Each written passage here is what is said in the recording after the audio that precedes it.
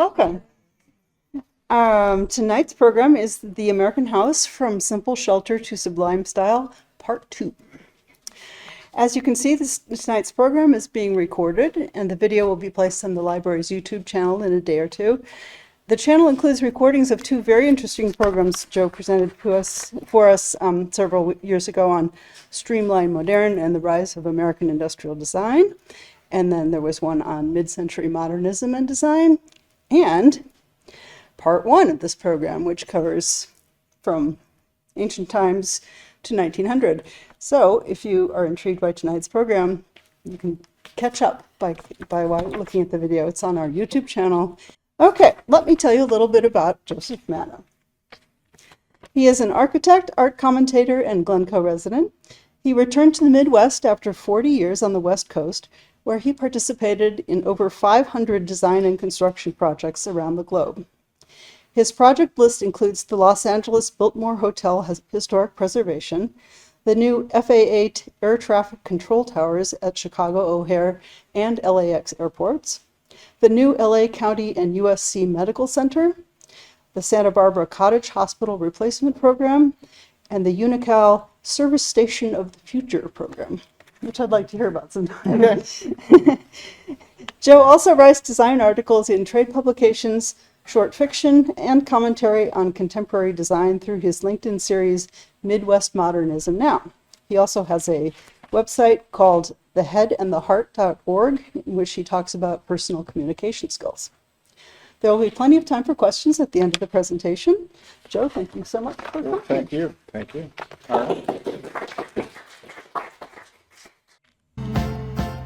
Our house is a very, very, very fine house with 2 cats in the yard. Life used to be so hard. Now everything is easy 'cause of you.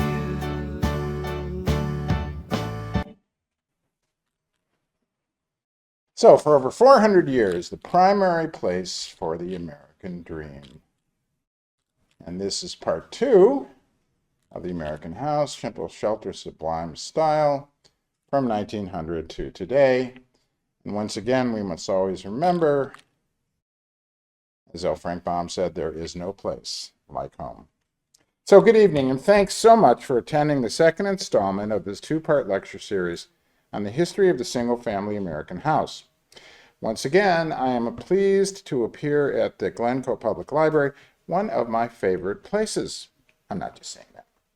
I want to thank Grace Hayek, Natalie Brotman, and their GPL colleagues for enabling me to provide this show here and now.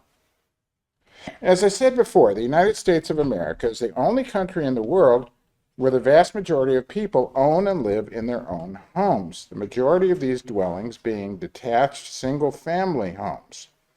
Blessed with seemingly unlimited land, an ever-rising tide of beneficial technology, and an innate cultural need to live in one's own part of the American dream, over 63.6% of Americans now live in single-family homes, generally on individual plots of land. Now, last time in part 1, we saw that from the late 1600s on, housing proceeded from ancient North American indigenous antecedents through centuries of growth in a multitude of architectural styles. These progressed from land-based simple dwellings to the emergence of succeeding aesthetic styles from colonial times through the Victorian era, the Gilded Age, and the dawning of the 20th century. Due to burgeoning demand for massive immigration and increasing prosperity, at first for the wealthy few, but later for a dominant middle class, enabled by Western expansion across a huge continent and rapid technological advances, for most citizens, the U.S. has provided a form of basic human shelter unique in world history. This presentation today will explore that miraculous achievement in the 20th century and beyond, first with new indigenous forms and later with modernist influences from Europe and elsewhere.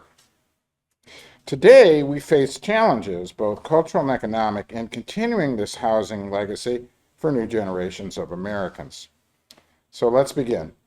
Now, before we get going, I want to give you just a little bit of statistical information. According to my research, here are some relevant facts about single-family homes in the United States since 1900. First, value. In 1940, the average monetary value of an American single-family house was about $3,000 at that time, or roughly about $70,000 in today's money. However, the actual average value today is now over $400,000, or 6 times as much. House size. In 1900, the average home was only 950 square feet of floor area with 2 or 3 bedrooms. Today, the median single-family home size is about 2,200 square feet, or over 2 times as large, usually with 3 or 4 bedrooms. Lot size. In the 1930s, a typical bungalow home, as we know, very popular in Chicago in those days, was built on a lot of about 6,000 square feet, or 0.14 acre. Today, the average single-family home property lot in the United States is about 17,500 square feet, or 0.4 of an acre. So lot sizes have grown close to 3 times larger than a century ago, hence one of the reasons why it's more expensive. Family size. This is the one that's so surprising. In 1900, the average number of occupants in a single-family home was roughly 4.6 people. Today, it is around 2.6 persons. So each person today enjoys about 850 square feet of house floor area, while in 1900 that was only 200 square feet of floor area, and, turning to the property, 7,600 square feet of lot area versus about 1,300 square feet of lot area in the olden days. So, in short, while housing is much more expensive today than a century ago, what the typical buyer gets now is considerably more space, both inside the house and surrounding it. All right, get to fun stuff. The young republic enters the 20th century. So this is a little bit of a repeat of some of the information from last time. So from 1870 to 1900, we had the massing of forces that caused the forging of masses. Huge population growth, a coast-to-coast country, inventions, a cavalcade of wonders, rapid industrialization featuring wage labor over free labor, the results being urbanization, a mass society, and of course, profiting from all of this, the rise of an elite group, small group of robber barons and the leisure class around them. Thus, wealth inequality and corruption, and even imperial ambitions, such as the Spanish-American War. Here, of course, is the light bulb, the first modern electric light bulb, 1879 by Thomas Edison. And one I really want to give a big hand to, the first modern air conditioning unit by Willis Carrier. Thank you, Willis! I've used it a lot this summer. All right. Population growth, 1870 to 2020. Driven mostly by immigration. So in 1870, there were only about 39 million people in the United States. By the turn of the century, it was about 76 million people.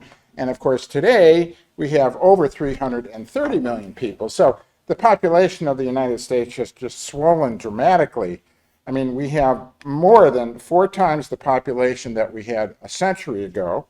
And thus, we have a truly mass society. And of course, even back then, around the turn of the 20th century, there was tremendous crowding in urban areas. There's a picture from Lower Manhattan in 1903.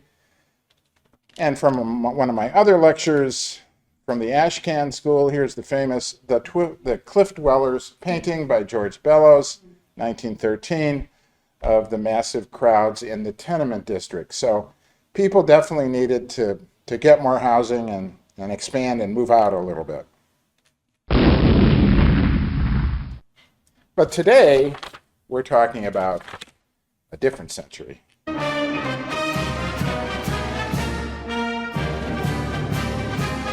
The American century.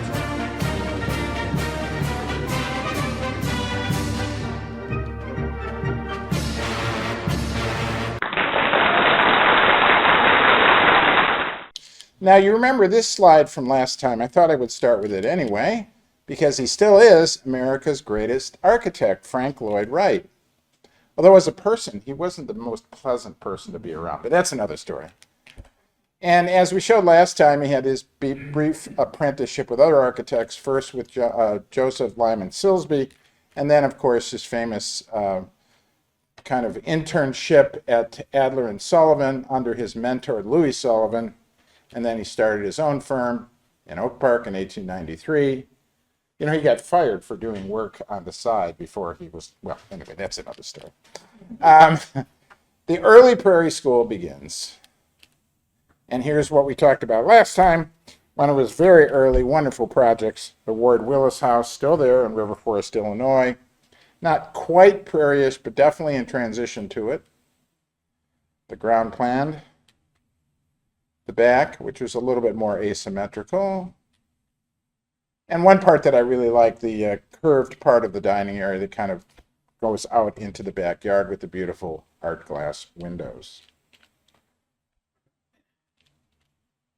All right, so this is the beginning of what I call indigenous styles. Up and until this point, most people simply repeated or reinterpreted historic styles, mostly from Europe, that they had inherited. And they simply did things again like people had done in the past. But the Prairie School, and some others I'll show you shortly, were the first truly new types of architecture that did not need inspiration from previous styles. And you have, of course, the typical things that we know about from the Prairie style. Its horizontal emphasis mimicking the so-called prairie it was on, open floor plans, integration with nature, flat or low-pitched roofs, modern materials, natural materials, broad and overhanging eaves, asymmetry in most cases, geometric shapes, and craftsman-style details. And coalescing around Rice and near him were a whole series of very talented architects, some of which worked with him, some of which worked beside him. Francis Barry Byrne, William E. Drummond, George Grant Elmsley, Walter Burley Griffin, George Maher, Marion Mahoney, William Purcell, Isabel Roberts. I mean, each of these was a very talented artist in their own right. So, you know, I could do a lecture on each one of those people. Here, of course, is one we all know in the area here, the Ward Willis House in Highland Park, 1901, with the beautiful cross-shaped plan. And also, not too far down the street, well, then we have the Roby House, of course, 1910, down at the University of Chicago. But the one I get a kick out of is this one, part of the Ravine Bluffs development in Glencoe in 1915. So Wright and his attorney, Sherman Booth, were going to do a subdivision of, I believe it was 25 houses, but they ended up only building 4, plus a cottage for Booth and his own house. As we know, in 2020, the cottage was moved down the street to the park. Anyway, this is a very interesting house, more or less the last one that was done. It's the Hollis R. Root House, and it's a very good example of what would later be called an American four-square development, because it's a very squarish plan. And also, because we're talking a lot today about disaster-resistant houses, this was based on a design a few years before that Wright had done for the Ladies' Home Journal called the Fireproof House for $5,000. So I thought that was kind of interesting. All right.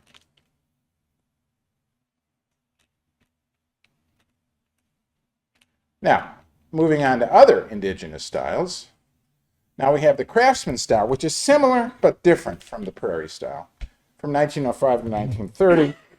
It was really an American part of the English arts and crafts movement advocated by William Morris, John Ruskin, and others in England as a response to the mechanization of industry and really emphasizing traditional craftsmanship and natural beauty. Design features very similar, really, to the Prairie School. Exposed wood rafters and beams, overhanging eaves, deep front porches, square or tapered columns, long horizontal lines, low-pitched roofs, open floor plans. The thing I think that really makes it different from prairie, though, is a different kind of handcrafted detailing, especially built in with a lot of art glass and that kind of thing. In this case, two key advocates in the United States were the journalist and the furniture creator, Gustav Stickley, who started the Craftsman magazine in 1901. Here's the first issue. And that really advocated for this new style of architecture. And Green and Green Architects in Pasadena, California. Here, of course, is some examples of Stickley's work. A lounge chair, and in the back, a kind of a storage bench in this beautiful kind of craftsman style.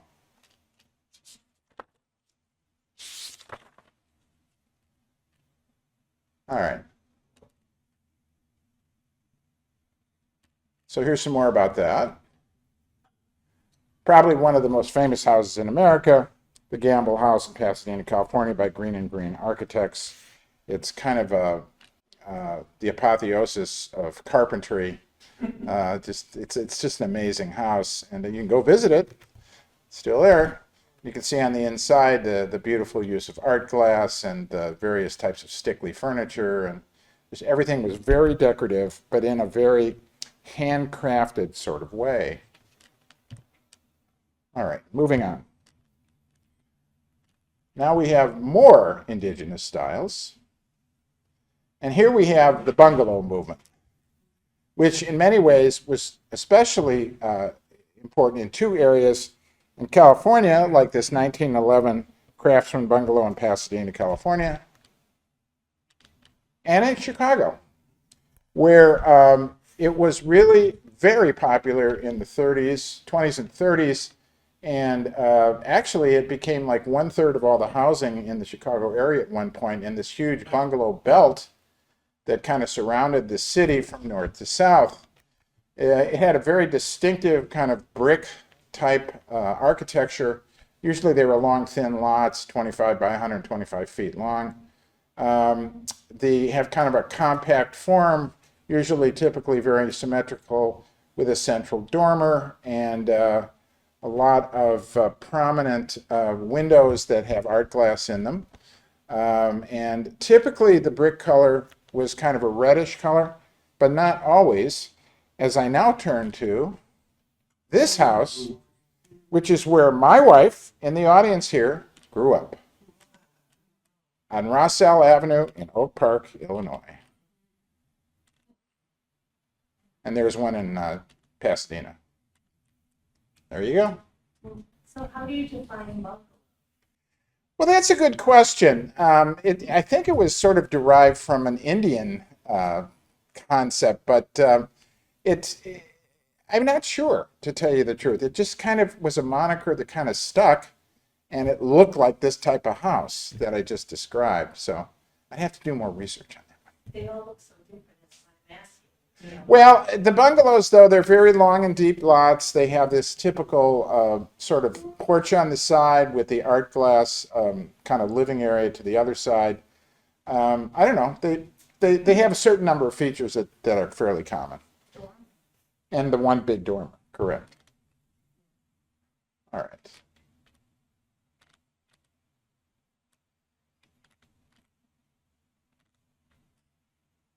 Now, the American Foursquare, which is also around here. Here's one in Chicago, 1911.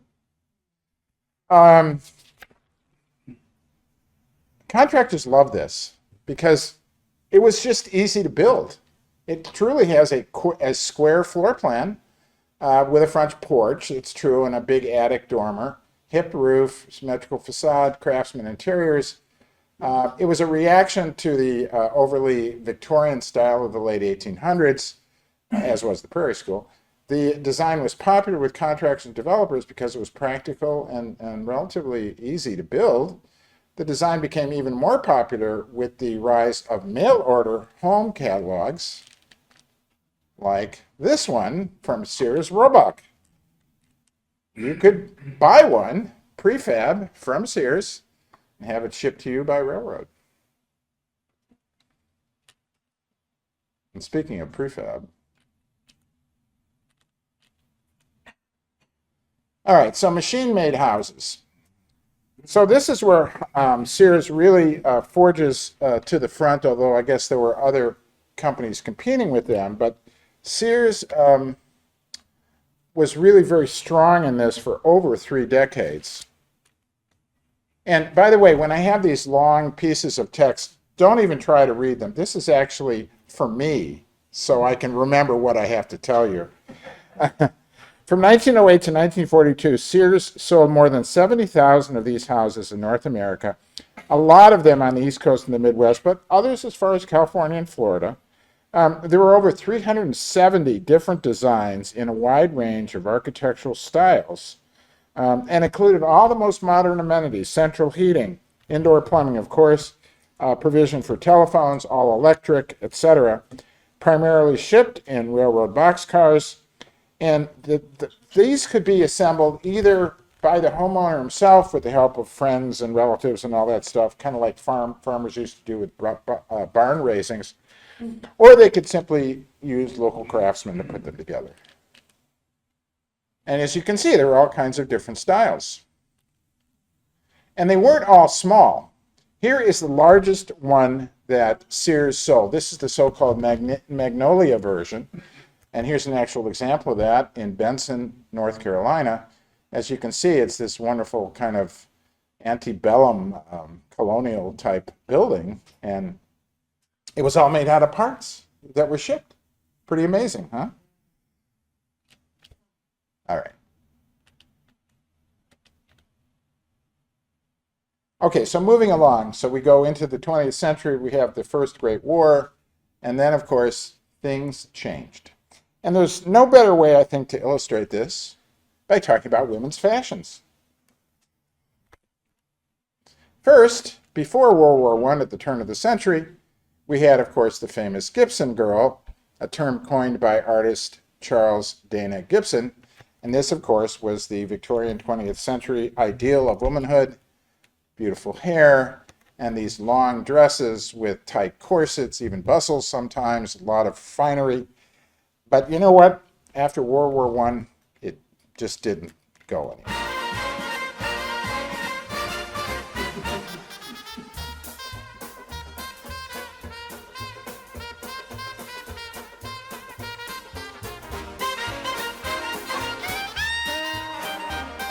So women, had gotten the vote in 1920. I don't know if you knew that or not. And, of course, upper-class women, they had more freedom in what they could do. They had this sort of carefree, pleasure-seeking era for maybe 5-10 years, kind of liberated from tradition, unlike the Gibson girl.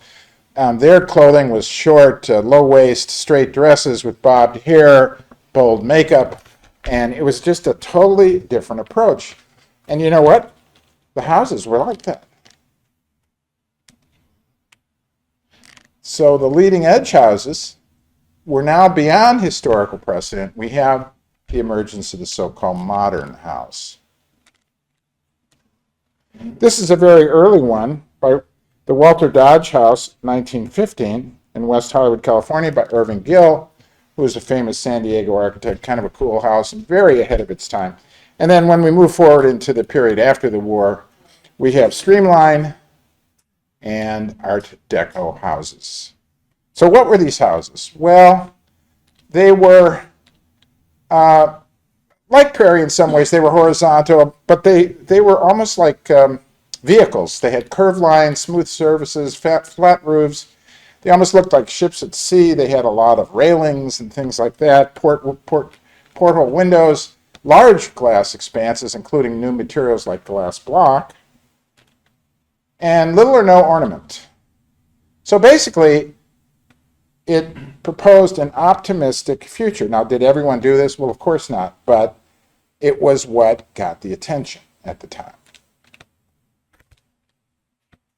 All right, well, let's talk about Chicago World Fair, where some of these appeared, 1933-34. Here's an example of one that was one of the 12 or so houses of tomorrow that were featured at the fair. This is the Florida Tropical House by Robert Law Weed, 1933. And then even more surprising, I'm sure you've seen this house. the famous Keck House of Tomorrow #1, which was a dodecagonal, I had to pronounce that a number of times, 12-sided house. After the fair, this was shipped to Indiana, and as you know, it's on the beach down in Indiana. So anyway, it's been restored. It even had a garage that could accommodate an airplane in case you decided to have an airplane instead of a car. So kind of a cool house. Now, Keck did a second house in the second year of the fair, and this is his second House of Tomorrow. And this is very interesting because it really was all glass, and the structure was all steel, just open web columns and beams. And I don't know if you can see, but in the garage, this is Buckminster Fuller's Dymaxion car, the famous streamlined, kind of impractical but fun car that he came up with, parked in the House of Tomorrow #2. There's a little bit of the floor plans there. There you can see the car, kind of teardrop shape, very streamlined. All right, so let's get back to Wright. So Wright's second period, it has been called by critics the California Romanza period. And this, of course, when he was very active in California, especially in the LA area. And he's probably most famous originally there for his work for the oil heiress Aline Barnsdale. So he designed a 36-acre art campus on Olive Hill in Los Angeles, now called Barnsdale Art Park, which was centered on a new home, the Hollyhock House, for Ms. Barnsdale. And there it is. And so the decoration was based upon a very stylized geometric interpretation of the hollyhock flower. And there is there's the hill. So the house is in the middle. This was going to be built, but I don't think ever was built. And there were some other smaller buildings built. And here's the main living area. All right, continuing with California Romanza. The other one, he did a half a dozen of these things, and they were made in a new type of construction style he called the textile concrete block construction. So what this was is it was 2 layers of thin concrete block that could have a custom design ornamental face, and then horizontally and vertically they were put together with steel reinforcing rods. And they were very efficient. And as you can see, we have this Ennis Brown house that was created. And this house has appeared in 34 different movies and TV series. TV was in Twin Peaks, Buffy the Vampire Slayer. In the movies, it went everywhere from the horror film in 1959, House on Haunted Hill, to the first Blade Runner movie in 1982. It's a very popular filming location. It's such a cool house. I want this house. And it's in great shape. I mean, it's still, I think it's owned by one of the universities now, if I'm not mistaken. Does anybody know that? Anyway, doesn't matter. Okay, in contrast to Wright and his period, now we have the influence of European architects, both early on and then right before World War II.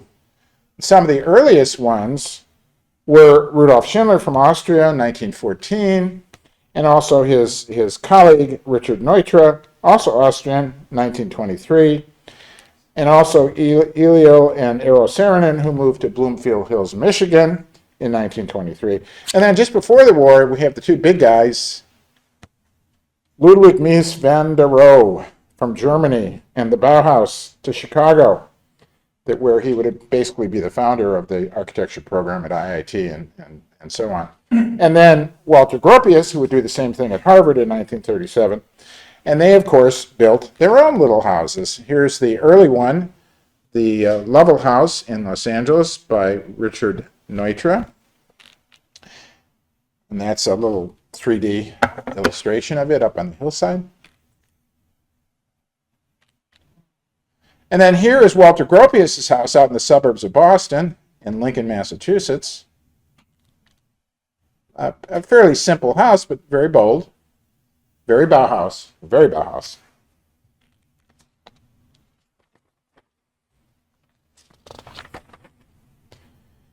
Okay, back to Frank Lloyd Wright.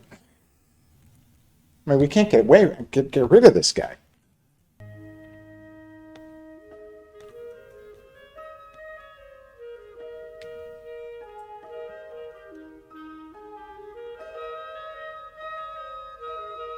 Does anyone know what this music is?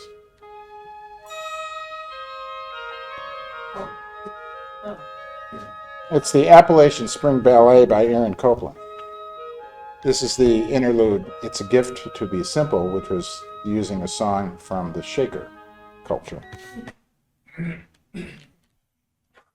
All right, so Usonian. So Wright came up with this idea of the United States of America, a term attributed actually originally to the writer Samuel Butler, the author of the 1872 utopian novel Erewhon.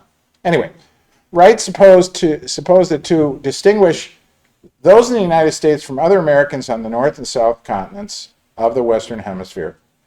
It was an ideal to write affordable, beautiful housing for a democratic America.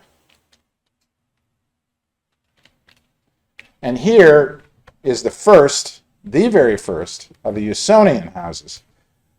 The Herbert Jacobs House, number 1 in Madison, Wisconsin. He would go on to do more than one for Mr. Jacobs, but this is the first one.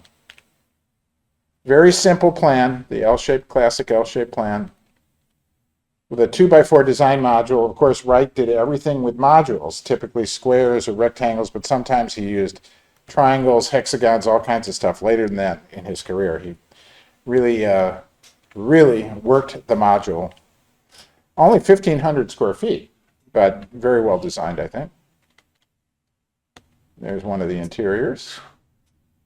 Quite lovely. Now, of course, how do you aggregate all these houses? Well, he had a solution for that, too.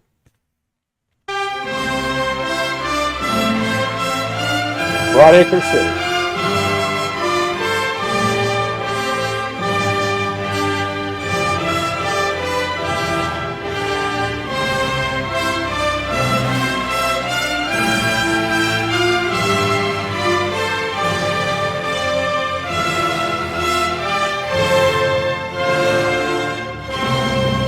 So he came up with this idea of 4 square mile mini cities all across the U.S., united by the big superhighways that he envisioned coming soon, which of course they did in the 50s. And the key features were, in terms of land ownership, each family would own about 1 acre of land for their own home and possibly food production. The primary mode of transportation would be the automobile. The city would be based on small-scale farming and manufacturing, local government, and property ownership, so very independent. The city would be mostly self-sufficient, and people would be able to choose their work, their profession, based upon their skills and interests. Utilities like power and transportation would be publicly owned. He thought that was better. And of course, for the overall design of the community, artists and architects would have a greater role in designing the built environment. So he literally envisioned these all across America. Well, they didn't quite do that. I mean, this was just a concept that he premiered in his book, The Disappearing City, in 1932. But, in a way, it's kind of the apotheosis of the suburbias to come. Now, here's something that was actually built. This is a small little version of that. This is the Usonian community in Pleasantville, New York, which does exist on 100 acres. On the left was Wright's original concept, where each homeowner would have a circular element of land, 1 acre, and then eventually, as it was really built, you can see it migrating to the right, and at the end, they were more like kind of polygonal type lots, but it was sort of similar. And 47 homes were built, of which he designed personally 3 of them. And this still does exist today.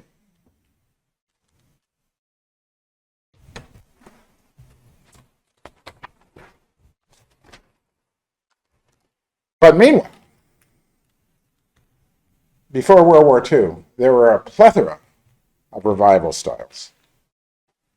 what affluent people wanted: stylish homes in classic historic styles.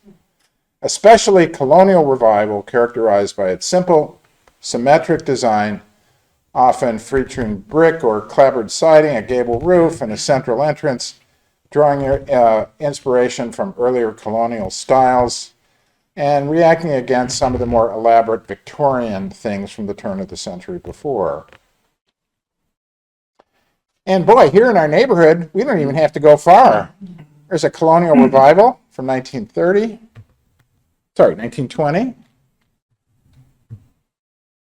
A neo shingle from 1925. I mean, I walk my dog by these every day.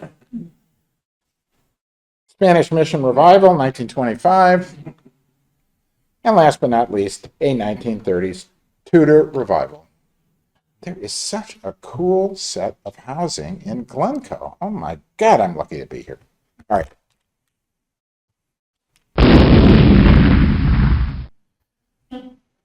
Now, after the Second War,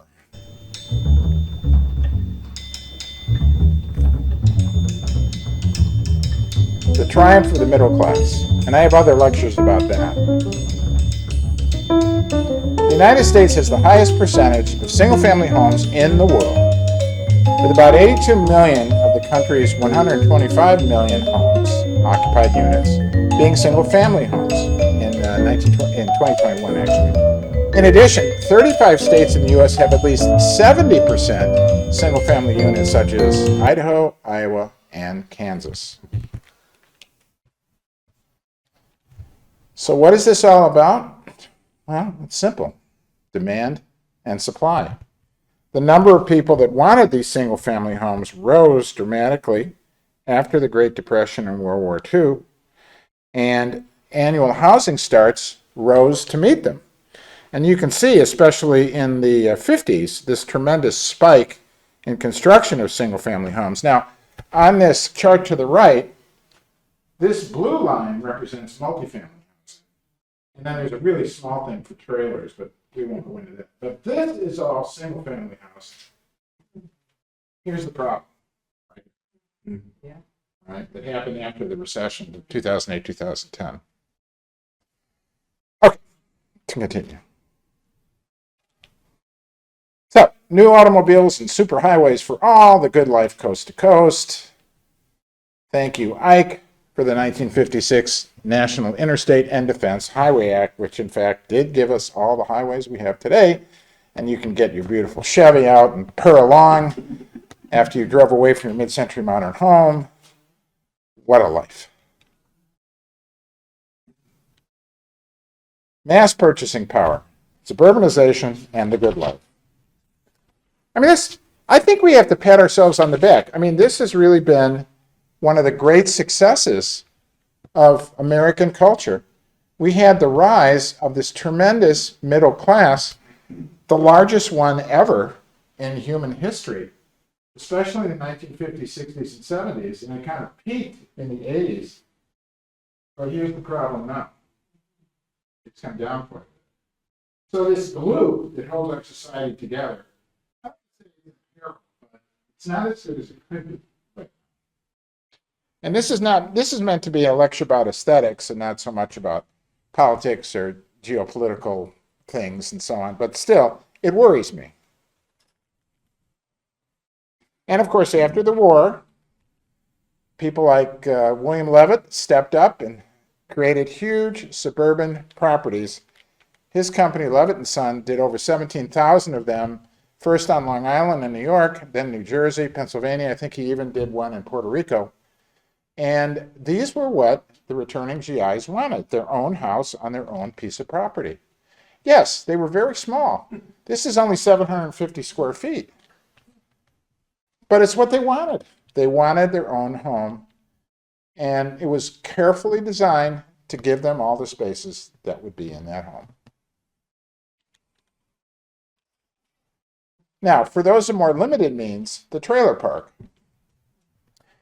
So mobile homes, as we call them, really date back to the early 1900s with the rise of automobiles and travel trailers, which were primarily used for vacationing and that kind of thing. As camping became more popular, campgrounds designed specifically for trailers or trailer parks emerged. Post-World War II, a housing shortage arose, but part of the solution was, in fact, for people of very limited means to buy trailers that would really not ever move once they were in place. The mobile home emerged in the 50s, and these were designed to be set up and left in a location for long periods of time, or for most of them, permanently. In '76, the U.S. Department of Housing and Urban Development established national standards for these, improving the safety and quality, and the term mobile home was later changed to manufactured home in 1980. Now, it is true that there were certain unpleasant connotations to some of these locations, not as well kept up as they might like to be, sometimes some crime areas and that kind of thing. But nevertheless, even today, it is one solution when people want an affordable, improved alternative to buying a stick-built single-family house. And, you know, I'd rather have a house than not have a house, as far as I'm concerned. So this is one solution. But once again, going back to the middle class, what they overwhelmingly wanted was traditional houses, specifically in the 50s, the ranch house, a long, thin house with its attached garage. And a variation of this would be the split level, which we see in our neighborhood, especially in West Glencoe. You can see the two houses there. They're basically very similar, except the house on the right has the level raised above the garage, and you go up or down a half level to reach that. And on places like Elder Court and Strawberry Hill and so on, there's a whole bunch of these houses. And these were designed and built by the famous Greta Lederer, the blonde bombshell of the suburbs, who was also a housing developer. And she did hundreds of these in Glencoe, Northbrook, Deerfield, elsewhere. And these still exist today. Typically about 2,500 square feet. Now, just any lot, or the lot have to be graded in that unusual way where you know, it was only a half level, so a flat lot could be used, and you can see that it works. I decided to put this in just for fun. Let's talk about some exotic houses of the time by one of the strangest architects I've ever encountered, Bruce Goff, the architect from Oklahoma, who actually worked for some time with Alfonso Iannelli, the famous artist and industrial designer in Park Ridge, Illinois. And he just, I don't know what to make of the houses he did. Here's the Ford house in Aurora. Kind of looks like a Quonset hut. This is his most famous one. The Bavinger house in Norman, Oklahoma, which is basically a tensile structure with a central mast, and then you have these cables coming down supporting the rest of the structure. And I don't know if you can see very well, but you have kind of living areas on little pods of space suspended from the central kind of cylinder. And everything he did was different. I mean, every single one he did was eye-opening. Here's the Grider house in Ocean Springs, Mississippi in '62. And then finally, the Stuckus house in Woodland Hills, California in 1982. Okay, moving on. All right, now let's go to more practical things from the time. Okay, we all know about the international style. Elegance personified. I mean, everybody knows about Edith Farnsworth's house in Plano, Illinois. I've been there. It's really beautiful. I love that house. And Ludwig Mies van der Rohe, although they didn't really get along and they fought, he still did a gorgeous place. A very strict modular kind of layout. And other architects at the time were doing something similar. Here is Philip Johnson's, one of the houses he built on his estate in New Canaan, Connecticut, 49. Again, you have basically an all-glass box, except for one or two little spaces that are within the brick cylinder that need to be private. And my problem with these is that they are more pristine art than practical abode. I mean, you can't really live in these structures for a variety of reasons, but they're so cool. I still like them. Poor Edith. I don't think she knew what she was signing up for. All right, so moving along, mid-century modern houses. So now you have the area that I've especially been interested in, this kind of mid-centuryism. And, you know, it was inspired by the arts, the abstract expressionism that was dominating the fine arts, the visual arts in those days. For example, here's the famous series, this one of them, Orange and Yellow by Mark Rothko, the Mysterious Hovering Rectangles, 1956. Beautiful piece, The Large Upright by Henry Moore, sculptor, 1954. And then, of course, one in the Art Institute of Chicago, Sky Above Clouds 2 by Georgia O'Keeffe, painter. So you have this very abstract nature of the painting, but still with beautiful form, color, and so on. And kind of inspired by that, you have mid-century modern homes. Here's a classic one, the Reichler House in Cheviot Hills, a neighborhood in Los Angeles, California, by A. Quincy Jones, architect, 1956. Here's some of the interiors. So these were very simple designs, clean lines, flat roofs, minimal decoration, open spaces, rooms flow together to feel more spacious with lots of windows, big windows that connect inside and outdoor areas. Plus, they also had outdoor patios and decks to continue that. Lots of modern materials, especially glass and steel, which were more prevalent after World War II, and wood and stone and so on. Efficient layouts, practical with built-in furniture and appliances. Simple furniture and neutral colors. Of course, new features like central air conditioning and built-in appliances, and unique details like sunken living rooms or high windows for more light. These homes focus on simplicity, functionality, and bringing nature inside. And this is where I have a personal connection, because this was my first house in Pacific Palisades, California, which I bought in 1979. It was called the Forever House, and it was, in fact, by A. Quincy Jones. It was the model home for a series of buildings up and down the street called South Down Estate. 1957, I lived there for just a few years. I bought this house for $168,000. It was purchased last year for $2.25 million. It's only 1,500 square feet, but it burned down January 7th of this year. So the Forever House is not forever, as it turned out. Very sad. The house on one side of it burned to the ground as well. The house on the other side of it was totally untouched. I just looked on Google Earth the other day. California Modern, the case study program. So from 1945 to 1967, there was this wonderful magazine called Arts and Architecture magazine. And to encourage better housing styles, affordable and very modern, during the post-war boom, the magazine sponsored a program, the so-called case study program, and they commissioned every year a couple of houses to be built. There were 36 commissions, 25 of those actually were fully built, and there was this West Coast search for modern, affordable homes. Again, like I talked about with the Joneses designed, modern materials, construction, glass and steel, simple clean lines, minimalist, abstract, yada yada. I already said all this. Integration of nature. Here's the 1945 copy of the magazine when they announced the program. And John Antenza, who I met one time, really interesting guy, was the editor and founder of the magazine. Here, of course, is the Charles and Ray Eames home in Los Angeles, California. That was case study house number 8 in 1949.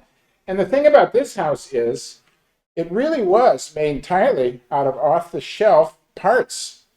Everything from, trusses to simple curtain walls, infill walls, and that kind of thing. It was all parts. And then very close on the property is John Antenza's own house, case study house number 9, 1950, and his architect, of course, the Eameses were architects, they did their own house, but Antenza's house was done by Eero Saarinen. And here's a lovely little picture of the inside of that. All right, come on. There we go. I love this picture. He has the sunken living room, the beautiful red surround fireplace, and just kind of a cool picture. But probably the most famous picture, not necessarily the best design, but the most famous picture of a case study house is this one. The Stahl House in Los Angeles by Pierre Koenig, architect, case study house number 22 in 1960. The famous photographer Julius Schulman did all these houses. He photographed all these things. And here it is at night. It's up on the hillside of the Santa Monica Mountains, and it cantilevers over, and you have this amazing view of the Los Angeles basin. Just one of the best pictures of architecture ever done. All steel house, by the way. All right, moving on. So, international style continued, 1960s and 90s. So here you have a variety of houses, a couple by Charles Gwathmey, the architect. Here's the Cooper House in Cape Cod, Massachusetts, 67. And a very similar house he built for himself in Amagansett, New York, 1967. And you can see the very bold forms, large glass, judicious use of color, very nice houses. And here's an early one by Richard Meyer, the Douglas House in Harbor Springs, Michigan, which I believe is on Lake Michigan, 1974. Again, very subtle use of the fenestration, a very active kind of facade. Beautiful homes. Okay, now we get all the variations. People got tired of just plain old modernism. So now we have postmodernism, which more or less originally started with one book by architect Robert Venturi, Complexity and Contradiction in Architecture. And this house, well, I'll get to it.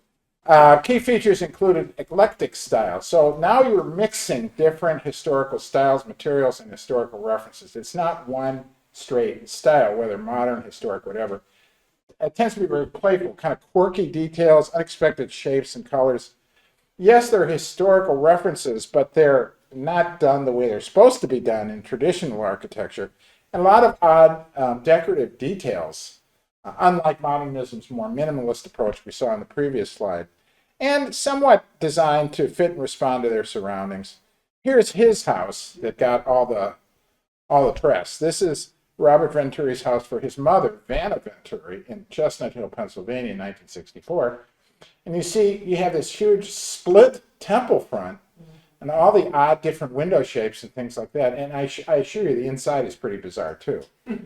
And then, sort of for interior decoration, here's a fun one from Charles Moore from his house in Austin, Texas in 1985, where he just did everything possible to make this crazy tableau of two-dimensional little trees and dolls and columns and all kinds of bright colors and just a weird menage of stuff.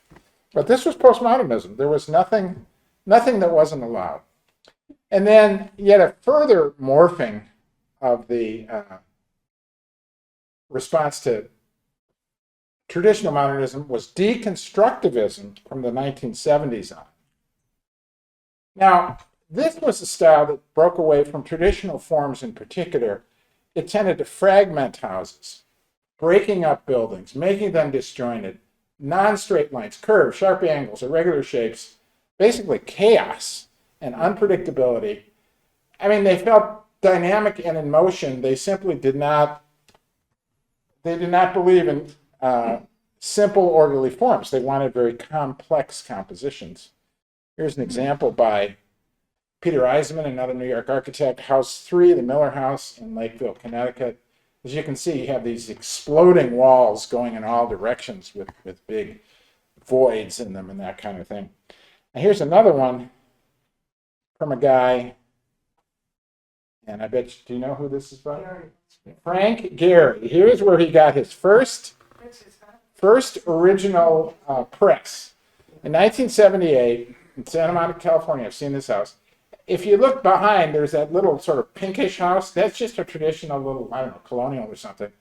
And he just surrounded it with all these high-tech, I'm not sure how to describe it, corrugated walls and pieces of almost chain link fence type posts and just amazing. I think the flooring in the kitchen was blacktop like you do your driveway with. I mean, he did all these strange things. Oh, here's another guy that I personally knew in California.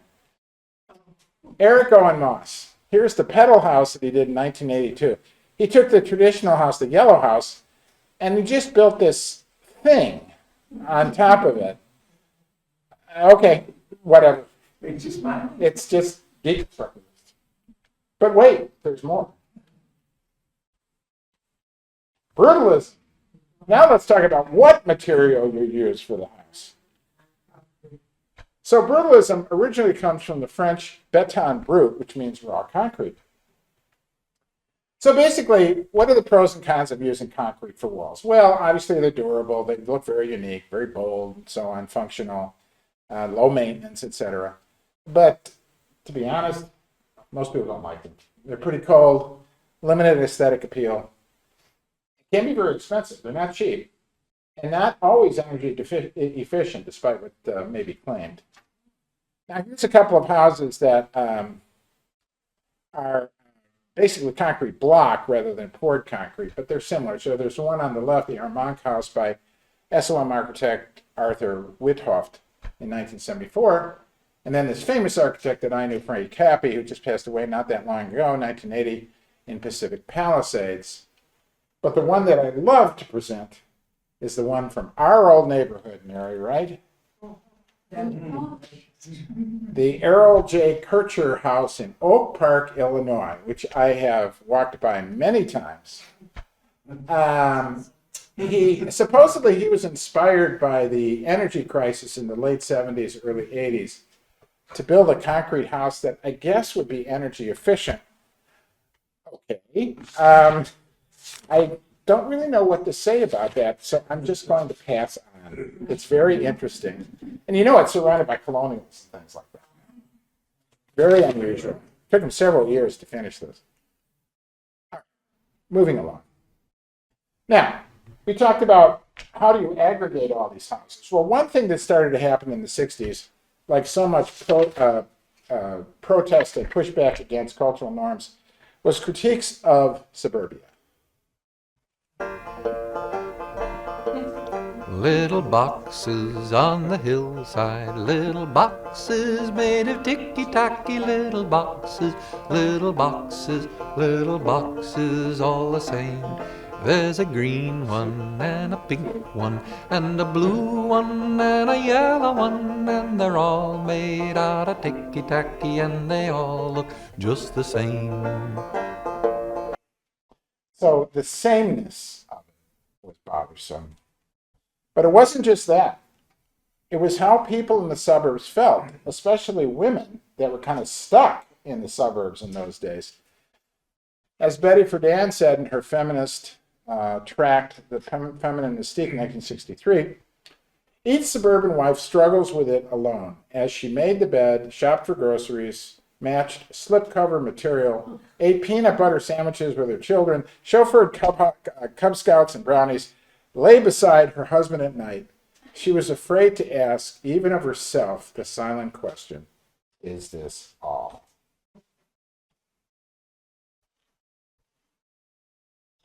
And now, McMansions. McMansion refers to an oversized, often extravagantly designed house typically found in suburban developments. These homes are characterized by their large square footage, typically over 3,000 square feet, and much more, most of them. A blending of various architectural styles, sometimes without a cohesive or thoughtful design. The term McMansion, of course, is a play on McDonald's, implying that, like fast food, these homes are mass-produced and lack authenticity or individuality. What's ironic about this is they're meant to emphasize luxury and status, featuring large garages, high ceilings, extensive use of some expensive materials, but they are frequently criticized for prioritizing size over quality, with poor craftsmanship, inefficient layouts, and a lack of architectural character. The construction of McMansions gained popularity in the late 20th century and peaked in the 2000s, particularly in suburban areas, but the trend has faced growing scrutiny for contributing to environmental waste, overconsumption, and the loss of aesthetic value in the neighborhoods. Now today, and you can see from the 80s onward, they've sort of continued up and down. But today, we have what I call the giant white houses, which are all white except for black framed windows, right? And as the apotheosis of this, and once again, Glencoe is so beautiful. I don't have to go anywhere to get examples. Here is this house, 707 Bluff Street in Glencoe, which was built last year, sold for $4.2 million. 7 bedrooms, 4 baths, 7,200 square feet of floor area. I mean, it looks all right. I mean, it's not a bad looking house. It completely fills the lot. There's practically no lot left over. But if you only have a couple people living there, why do they need all of this house? It just, I don't know, it doesn't make any sense to me.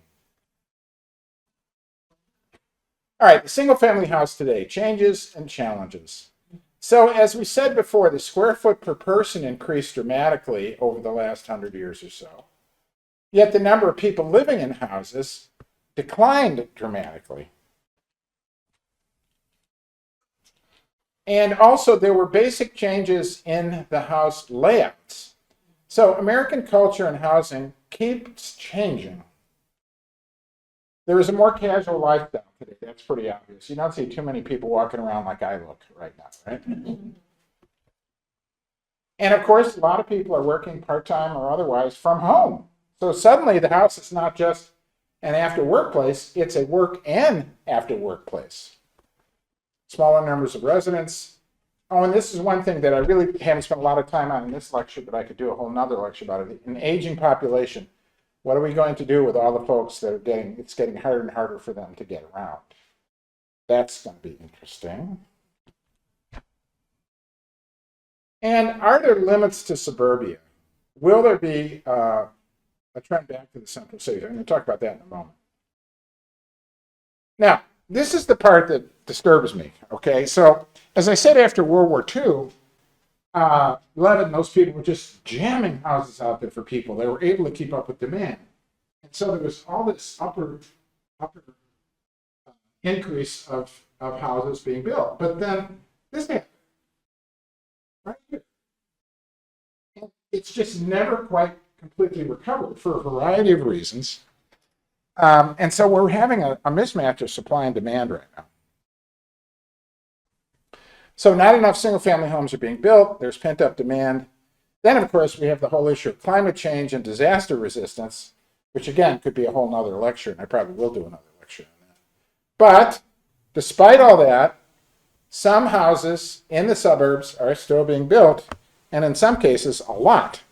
Here's a recent article talking about the Sun Belt, and this is a suburban area that's growing dramatically in Salina, Texas, which is about 40 miles north of Dallas, Texas.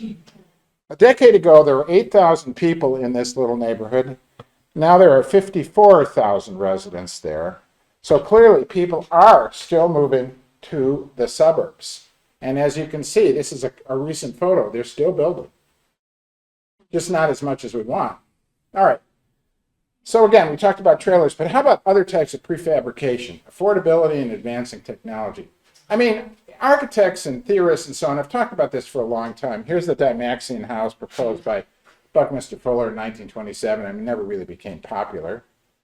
And you have different types of prefab houses, modular homes, manufactured homes, the mobile homes we talked about, adding homes to an existing site like accessory dwelling units, ADUs, a panelized home using panels that you buy, or a truly kit home that has all the parts at a smaller scale. There are many ways of doing this, and we talked about the Charles and Ray Eames house earlier, about how even there in 1949 they were able to buy virtually everything off the shelf and build their house. So the parts are out there. And now we have a variety of homemakers that these are all kit houses, prefab houses, and you know, they come in a lot of different styles. They don't really look that bad. Cavco Industries, that's this one. Clayton Homes, Champion Home Builders, Karsten Homes, Schulte Homes, Redmond Homes. There's a number of people in the industry doing this. And they're doing other kinds of materials, like instead of wood, they're using steel framing. And different styles. I mean, you can get a modern home as well as a more classical home. This is from Beacon Steel Homes.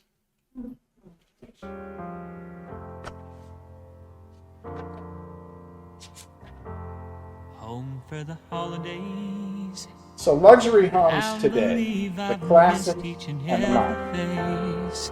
Come on and play. Here's a friend of mine, Easy.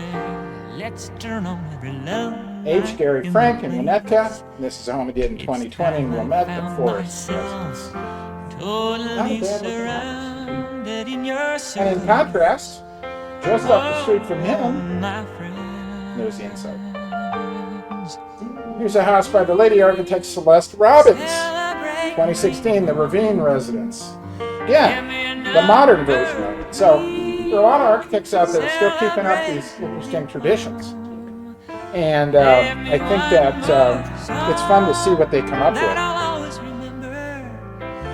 I can recall whenever I find myself too all alone. I can sing me. Gary Frank is an architect in sole practice on his own. Yeah. Now, so why is the single-family house so common in the U.S.? Well, a number of factors came together, especially after World War II, to enable this reality. First of all, there was true government action. After World War II, the U.S. government made it easy to buy homes, both through low-cost loans and a massive increase in beneficial infrastructure. Obviously, as we said earlier, superhighways. Zoning laws. I don't know if you know this, but many cities passed laws that allowed only single-family homes to be built in most neighborhoods. Space and cars. Unlike Europe and elsewhere, the U.S. has a lot of land, making it easier for new and expanding neighborhoods to spread out. And Americans, especially after World War II, bought a lot of motor vehicles, plus for a long time, the fuel for those cars was relatively cheap. So owners and their families could easily reach more distant housing developments. Tax breaks. Laws allowed Americans to deduct the interest on housing loans on their income taxes so they could afford more residential property. And finally, culture.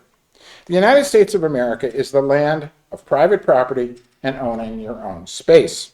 Unlike European traditions, where folks rent their domiciles, including wealthy folks, and are kind of fine with that, some of them do that their whole lives, the American dream emphasizes owning your own piece of the economic pie and achieving the sense of freedom and independence that comes with that. Now, some experts feel we have reached the limits of these beneficial factors. Whether this means more multifamily housing, particularly in central cities, or other measures better to match better to match housing supply with demand remains to be seen. However, that is a subject for another time.